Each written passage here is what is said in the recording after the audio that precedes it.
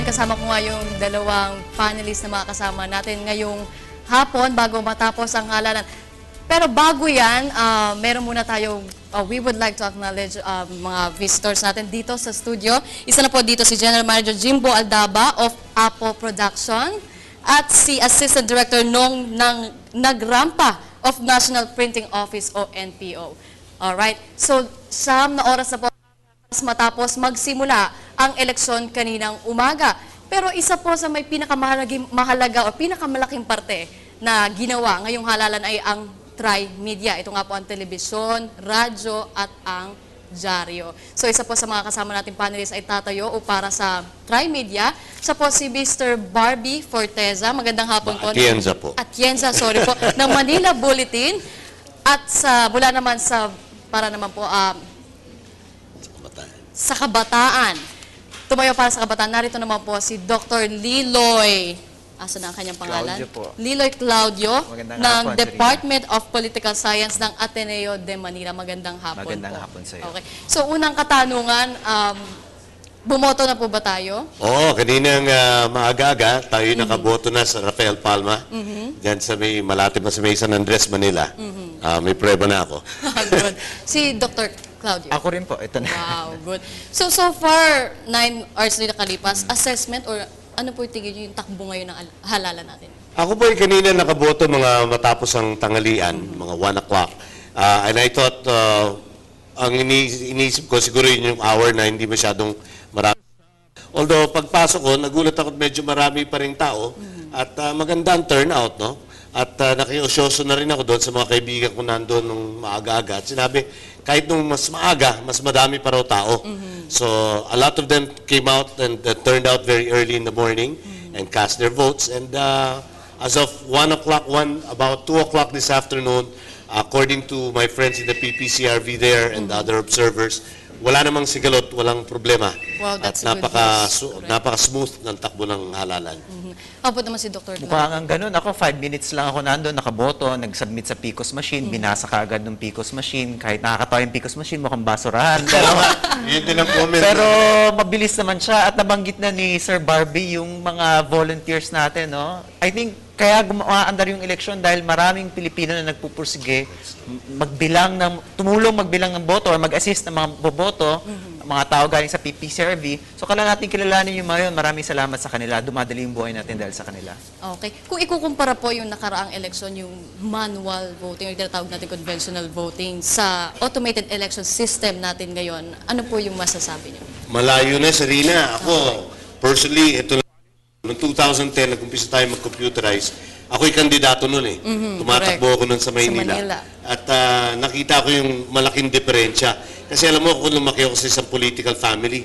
So na-observe ko yung mga different elections throughout the decades. And I would say, marami nagbabatikos, marami nagsasabi ng mga pagpupula tungkol sa computerization natin. Particularly nung unang-una, noong 2010. Pero ako, categorically, hanggang ngayon, pinaninindigan ko na compared to past elections, yung 2010 siguro sa kasaysayan natin, ang pinakamalinis at pinakamaayos na halalan na nasaksihan ko. So that was the first time na nagkaroon tayo ng automated election sa bansa. Tsaka pinakamahalaga pa rin dyan yung bilis. Ang bilis pa rin talaga ng eleksyon ngayon. At tatandaan natin na pag mas mabilis ang eleksyon, mas konti yung oportunidad para mandaya. Kasi dati pag kinakarga mo yung ballot box, nandun nangyayari yung mga intervention. At maliban sa dayaan, yung tension, no? Kasi kagaya niyan, yung dati natin, pag sarado ng presinto ng mga alas 3, alas 4, bilangan na. Pag nagalagay na yung mga tabulation ng mga teacher, nakabantay na lahat ng mga supporters, doon na nagkakairingan, nagkakainitan. Pagkatapos, lalagay yung mga balota sa loob ng ballot box, itatakbo manually to the precinct, to the municipal tabulation center. Eh yung iba, sinasakay ng tricycle, sinasakay ng jeep, nandun na yung harangan. Nandun na yung, pag nagbibilangan ng manual, nandun na yung bigla mawawala ng kuryente, bigla meron na nagharasan, meron na nagbatuhan ng silya. Wala na yun, wala na yung lahat ng yun. Magic. I think that's a May magic na very yun. big difference. Very big difference. So kaysa sa manual na tipong maraming dayaan na nangyayari, itong automated election is talagang pagkakatiwalaan. Well, kung may dayaan man, so far, madami pa tayong pinag-aaralan dyan. Posible na magkaroon pa. Noong 2010, alam ko for a fact na maraming yung mga traditional na nag-engage in dayaan, hindi makadaya dahil hindi sila marunong. Pero that doesn't assure us na hindi magkakaroon. Dahil in the future, in the next 2 or 3 more computerized elections, baka matutunan na natin kung paano, hindi ba? Pero just the same, yung dayaan na yun, at least na-minimize, tapos yung opportunities na binibigay para mandaya, maliit din yung window, sabi nga ni Neloy kanina, at saka yung mga incidents na pwede magkaroon ng violence, no, ng karahasan. Nabawasan. At least so far, that's been working towards for our favor. So magbabalik po tayo ngayon sa discussion na naputol. So si Sir Barbie ay kinatawa ng media. Ngayon tatanungin natin siya, gaano po ba kalaki yung parte or bahagi ng media sa halalan natin ngayon sa bansa? Well, I think kahit hindi halalan yung influensya ng print media sa kaisipan at kamulatan ng ating mga kababayan, napakalaki. Of course, nandiyan na rin yung pag-usbong ng new media, ng digital, pero just the same, yung traditional media, hindi pa rin matatawaran ang kakayanan na maghulma ng kaisipan ng ating mga kababayan. Diyan natin napupulot yung information at mga balita ng mga kaganapan na nangyayari. Tapos doon din nagkakaroon ng pagkakataon na gumawa ng sariling kuro-kuro at mga kaisipan ang ating mga. But to be specific dito sa ating kampanya, ganun din ang papel ng media, whether it's print, radio, or TV. No? Sa print, yun din, yung ating mga sinusulat na mga balita, dyan napupulat ng ating mga kababayan kung ano yung mga kahusayan ng ating mga kandidato at yun yung mga kahinaan din nila. Tapos, siyempre, sa pamamagitan din ng kanilang mga sariling advertisement, doon din nalalathala kung ano yung mga rason kung bakit sila kailangan iboto o huwag kailangan iboto. So, yun ang malaking influensya ng media sa kaisipan at paninindigan ng ating mga botante. Nakikita ko malaki din yung naging bahagi nila sa pagbibigay ng edukasyon sa mga botante natin ngayon. Of Sa course. pagbibigay ng paalala, lalo na ito'y kalawang automated election sa bansa. Kay Dr. Claudio, as a political analyst, paano ba dapat gamitin ng media pagdating sa eleksyon? Wala lagi sinasabi ng mga tao na patay na yung print, patay na yung traditional media, nag-take over na yung internet. Actually, hindi totoo yun. Kasi correct. maging yung internet media, kaya niyang tulungan yung print media. So for example, yung Manila Bulletin, may mga nagbabasa noon physically, may mga nagbabasa noon online. At may mga nag-share noon sa Twitter, may mga nag-share noon sa Facebook. So let's not think of as kampo-kampo yan. Isa yung synergetic yan. At yung social media ay hindi ibang tool yan. Isang tool yan para mag-compile ng mga nababasa ng mga tao sa print. Talking about, sorry. Napakaganda na mention ni Lelo yun, no? Kasi kagaya kami sa Manila Bulletin. Yes. Ang transformation, hindi na lang kami basta print media organization. No?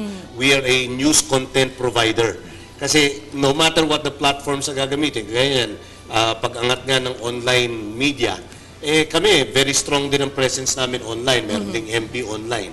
Pero yung pinaghugutan ng mga balita na nalalagay sa online, doon din sa organisasyon mismo ng Manila Bulletin. So Manila Bulletin, news organization at large, no? Hindi lang Correct. print.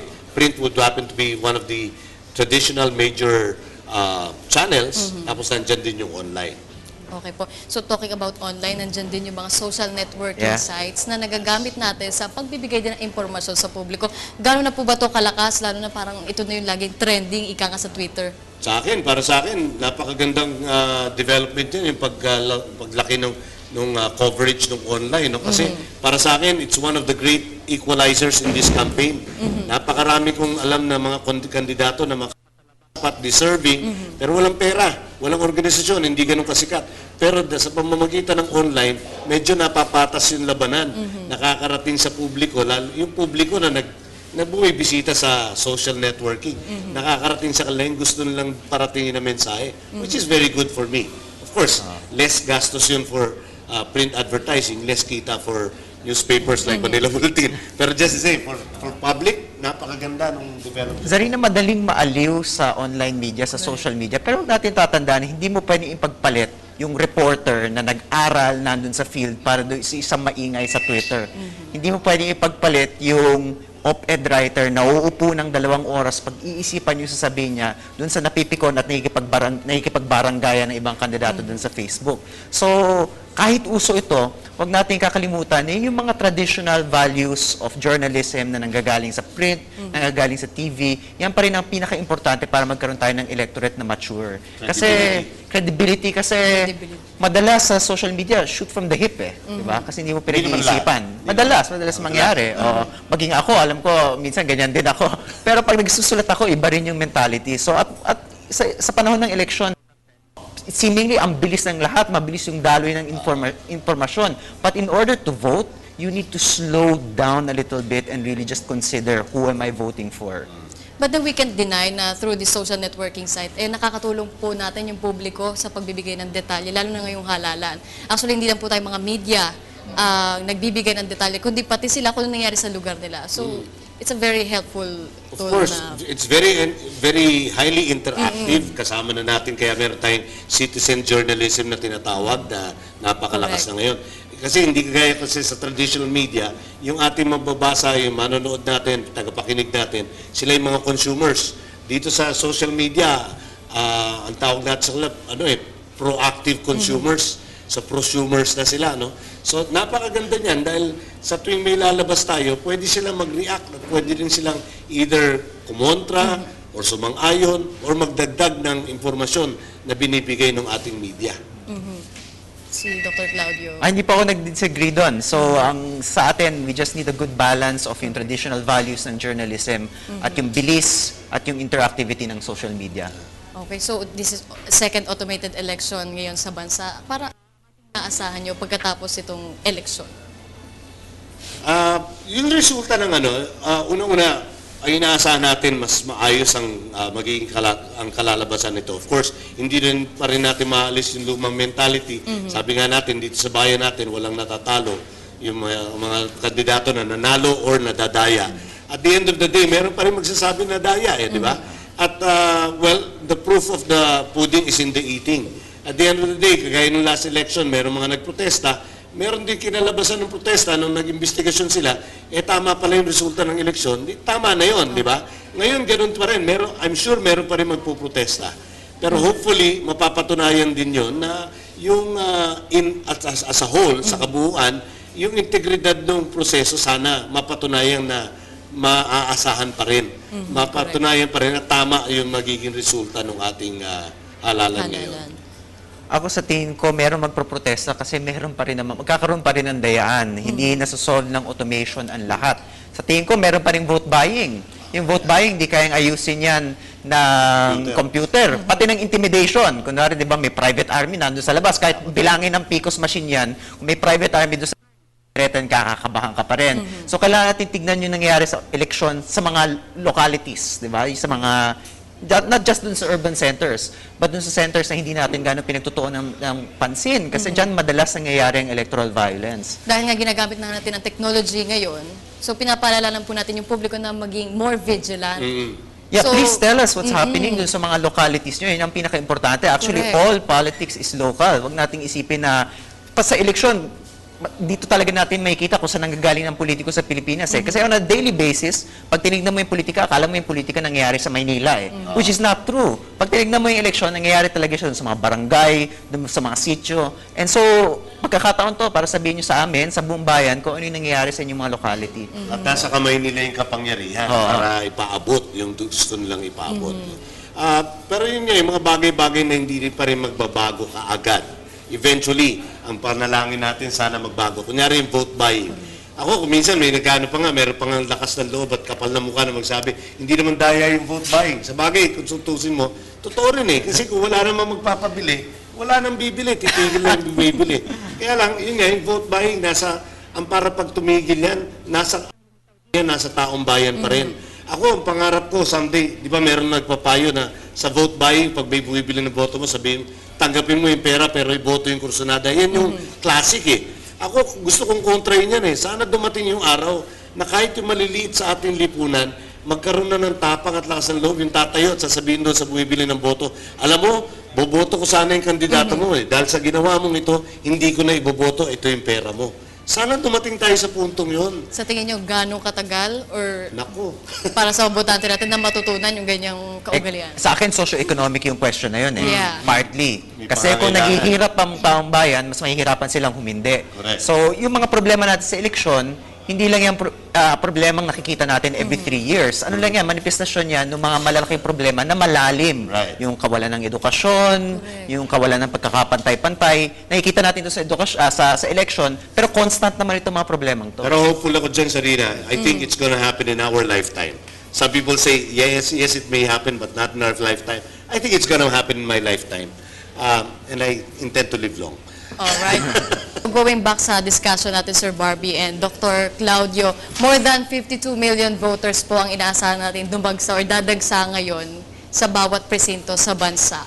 So, if ever man na may mga hindi bumoto, gano'ng katotoo yung kasabihan na kung hindi ka bumoto, wala kang karapatan na magreklamo? So, medyo malayo na ito social networking. Doon na tayo sa side, as a media or representative ng media, and then as a political analyst. Ako, I totally submit to that. Dahil ang akin, yung pagboto, hindi lang naman karapatan yan. Yan ay isang tungkulin natin para sa ating bansa. Kung hindi ka makikialam dyan, hindi mo naman naaasahan na pakikialaman ng mga namumuno sa atin yung mga problema mo sa buhay. Ayaw mo makialam doon sa pagpili sa kanila. So, but then, at the end of the day, that's not entirely true. Sa akin, that's just a matter of opinion. No? Pero the truth of the matter is, whether you vote or not, you're still a citizen of the country. So, entitled ka rin for the basic services and the Nation leadership building. provided by our elected officials. Kaya lang, hindi ba't maganda na kabilang ka doon sa pumili, doon sa mga naluluklok sa pwesto? Di ba? Susog lang, no? Nakatira ka dito sa Pilipinas, nagbabayad ka ng tax.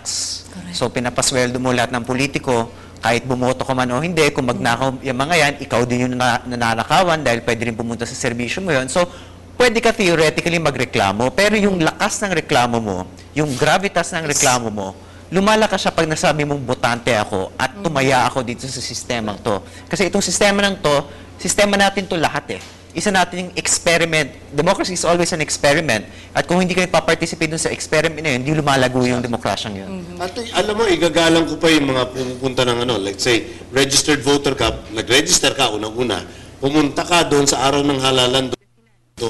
At wala ka, sinasabi mo kasi wala akong mapagkatiwalaan, wala akong kursanado sa mga kandidato, huwag kang bumoto sa kandidato. Pero ilagak mo yung iyong balota. So, Nagawa mo yung tungkulin mo. Meron nga sinasabi na leave it blank na Then you've made your statement that you're not giving me any choice.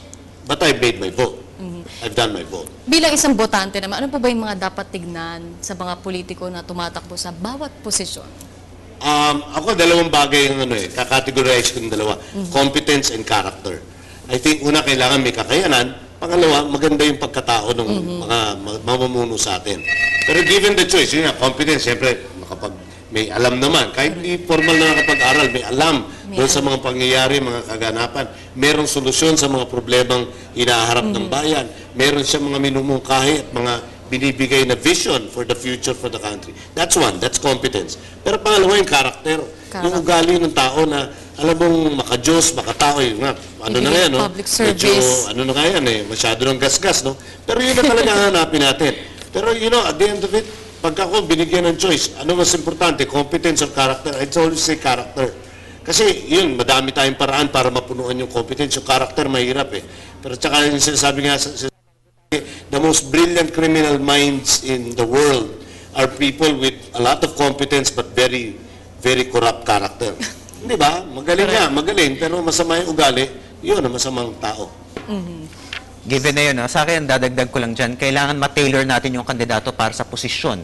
Minsan kasi iniisip natin, gusto natin to, nakilala natin to, iniisip ba natin, magaling ba itong taon to na mambabatas? Kung bumoboto tayo ng senador, di ba? Iba kasi yung skill set na kailangan para ng isang local politician na administrative, yung mayor, doon sa gagawa ng batas. So, magkaibang skill set yun. So, pag-isipan natin yung pangalawa sa akin, importante na bago. Kasi madalas ay nagre-reklamo, yung political system natin pangit, at alam naman natin yung mga problema ng political system natin, yung dynasty, yung katrapuhan, yung pare-pareho na lang. So, kung magre-reklamo ka ng ganyan, bumoto ka ng bago, bumoto ka ng bagong pangalan. Sa akin, importante yun. Alright. So, thank you so much, Sir Barbie Atienza and Dr. Claudio.